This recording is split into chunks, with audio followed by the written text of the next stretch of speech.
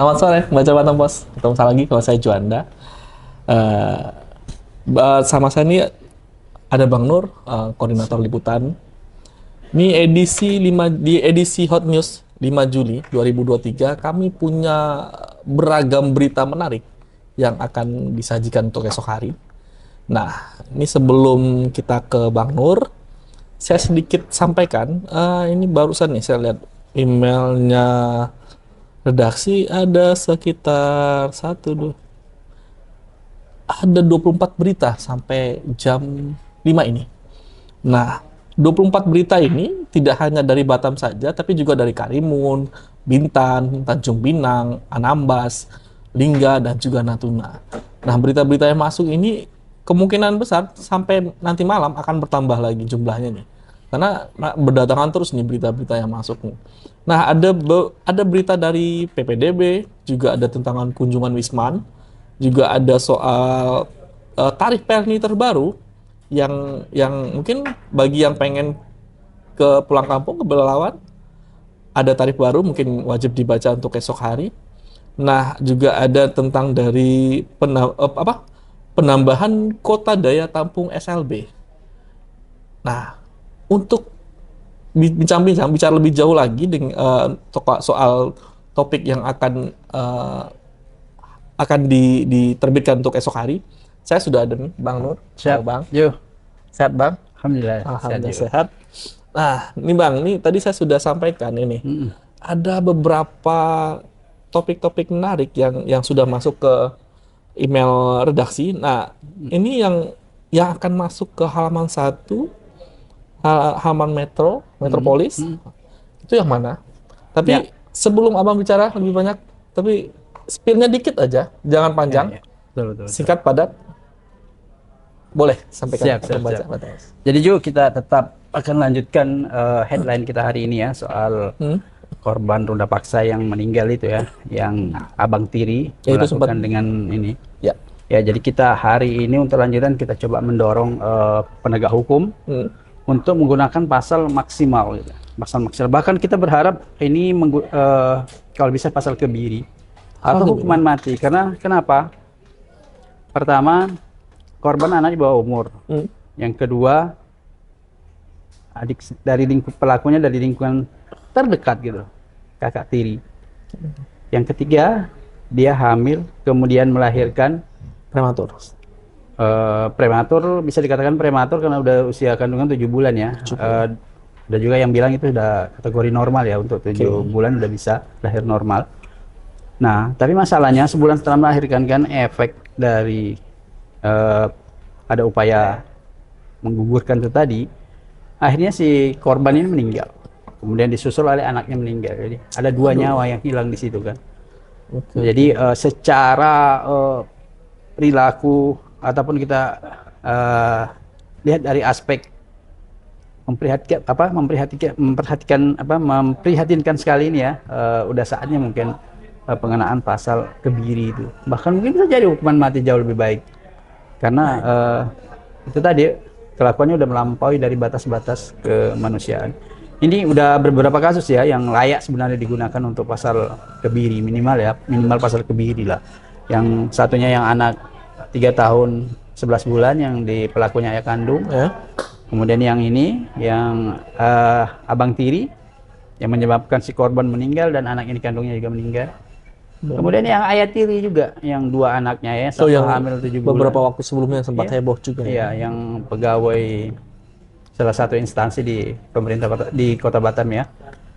Saya kira layak. Banyak lagi beberapa kasus lainnya yang memang pelakunya orang-orang terdekat. Ya, kenapa kita konsen soal itu? Karena kita berharap tadi harus ada upaya untuk menekan kasus seperti ini. Karena kan dalam setengah tahun terakhir ini saja udah lebih dari 60-an kasus ya.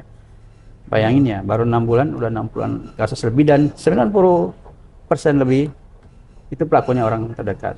Kita masih soroti itu juga. Tapi Pemerintah harus mengambil langkah segera. Ya. Kita soroti itu juga. Baik. Kemudian Bang, apa lagi? Yang kedua soal PPDB juga ya. Ini yang masih PPDB. Ya, masih sangat hangat dan nyaris kita ada yang terlupa gitu loh. Yaitu sekolah luar biasa. Sekolah luar biasa ini kan di Batam tuh hanya ada satu yang negeri ya, yang di Legenda Malaka di samping SMK 2 atau persis di sampingnya SMA 20 gitu loh. Karena Nah, ada ini orang yang kabar- membutuhkan Iya, sekolah ini itu ya. kabar terakhir, banyak yang tidak lolos PPDB gitu loh. Di sekolah itu. Iya. Sementara orang tua sangat berharap anaknya bisa masuk seperti itu di situ. Ini nyaris kita lupa, Ju. Selama ini kita fokus ke SMA, SMK, SD, SMP gitu loh. Tapi ada sekolah Ini luar biasa SLB. yang membutuhkan perhatian Ya, ya. anak-anak yang berkebutuhan khusus. Yang bayangin kalau mereka udah usia misalnya di atas 10 tahun tapi belum tidak lolos PPDB. Lalu kapan mereka bersekolah? Memang beragam ya persoalannya dari kebutuhannya. Kalau saya sih lebih suka menyebutnya anak yang berkelebihan khusus gitu ya. Karena saya yakin setiap anak yang lahir itu punya kelebihan tersendiri. Kita jangan terlalu menyoroti kekurangannya gitu loh. Baik. Artinya saya berharap sih Ombudsman yang selalu memplototi ya soal PPDB ini juga memberi semacam kelonggaran lah gitu loh. Kalau perlu ditambah aja rombelnya. Nggak apa-apa ini untuk anak-anak yang berkebutuhan khusus ini butuh pendidikan. Jauh lebih butuh dibandingkan dengan anak-anak yang normal di luar sana gitu kan. Gitu. Baik. Iya, kita berharap itu. Ini menjadi fokus penting kita untuk Iya. Nah, Selain itu memang ada lagi, Bang. kalau yang untuk SMK-nya, SMA itu memang masih digodok ya. Apakah nanti ada penambahan rombel? Tapi mungkin peluangnya penambahan rombel kecil. Ombudsman udah memberi clue bahwa masing-masing sekolah itu boleh menambah kapasitas. Ya, saya kan harusnya 36 ya per kelas, ini boleh sampai 42. Tapi dengan catatannya, ini anak-anak yang betul-betul tidak lolos di PPDB. Karena ada temuan di SMK Negeri 3 itu, Ombudsman menemukan ada 82 anak yang sebenarnya mereka sudah lolos PPDB, tapi sekolah tidak lain. di sekolah itu, di sekolah lain. Di Berarti mereka sebenarnya di SMA lain punya gitu loh. sudah bisa bersekolah tapi di sekolah lain, tapi Sudah. pengennya masuk sekolah ini. Pengennya masuk sekolah di SMA 3 ini. Karena persepsi sekarang kan SMA 3 sekarang masih yang the best gitu ya. Selain SMA 1. Padahal sudah tidak ada lagi. Tapi kemarin sudah ada statementnya Kepala Dinas Pendidikan menyebutkan bahwa semua sekolah itu rata. Iya, sama rata. makanya Jadi tidak ada yang istilah sekolah the best dan tidak ya.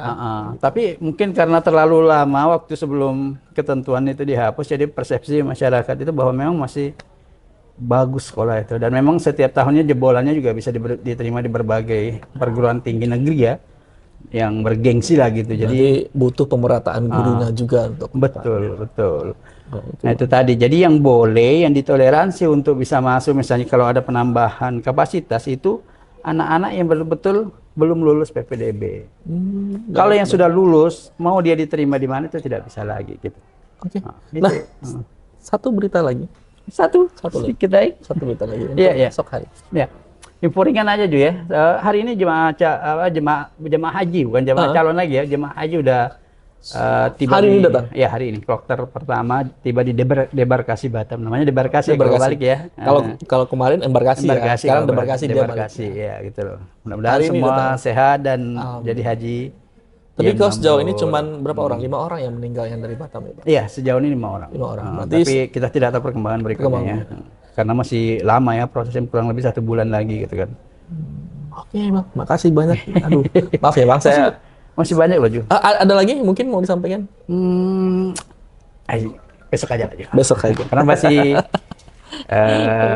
ya biar teman-teman kita nanti pencinta Batam Pos bisa membeli koran esok harinya gitu. Oke. Pembahasan Batam Pos, itulah bincang-bincang saya dengan koordinator liputan Bang Muhammad Nur. Meskipun cuma 4, tapi masih banyak berita lain yang layak dibaca untuk esok hari. Dan pembaca Batam Pos bisa membeli koran Batam Pos di beberapa toko buku atau beberapa tempat. Dan selain itu, kami bisa pastikan berita-berita yang kami tayangkan, berita-berita yang kami terbitkan itu sudah sangat layak dibaca dan terkonfirmasi. Dan yang kami pastikan itu adalah no hoax. Jadi berita-berita itu sudah melalui proses yang panjang, verifikasi yang panjang, sampai akhirnya kami sajikan ke pembaca Batam Pos. Nah, itu aja pembaca Batam Pos, bincang-bincang saya, dan selamat sore, salam redaksi.